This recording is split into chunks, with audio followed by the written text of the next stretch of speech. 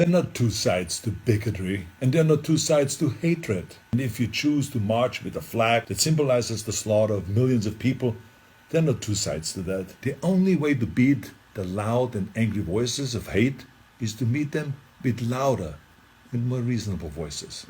And that includes you, President Trump. In fact, as president of this great country, you have a moral responsibility to send an unequivocal message that you won't stand for hate and racism. Now let me help you write your speech here a little bit. As President of the United States and as a Republican, I reject the support of white supremacists. The country that defeated Hitler's armies is no place for Nazi flags. The party of Lincoln won't stand with those who carry the battle flag of the failed Confederacy. Was that very difficult? You see, I told you. I have a message to the neo-Nazis and to the white nationalists and to the neo-Confederates. Let me be just as blunt as possible. You heroes are losers. You're supporting a lost cause. And believe me, I know the original Nazis. I was born in Austria in 1947, shortly after the Second World War.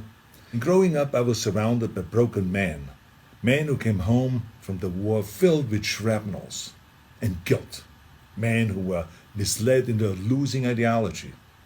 And I can tell you that these ghosts that you idolize spent the rest of their lives living in shame. And right now, they're resting in hell. I know that you weren't born with these hateful views.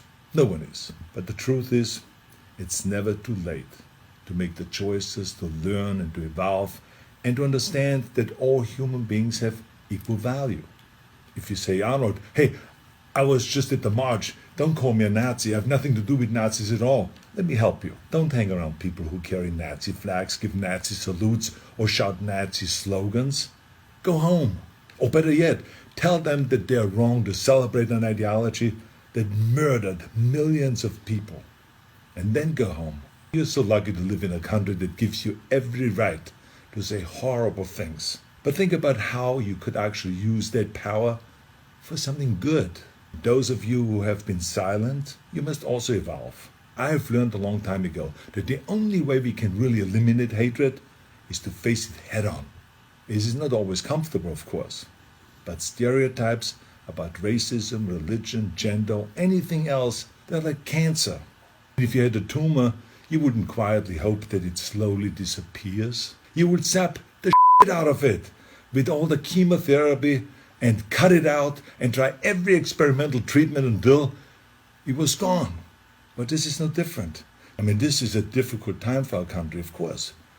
But I know that if we all have the courage to do something about it and to do the right thing, we come out stronger in the end. Let's all commit right now to leaving the terrible ghosts of the past in the trash heap of history. That's where they belong. Now share this video if you think that hatred has no place in America. Let's terminate hate.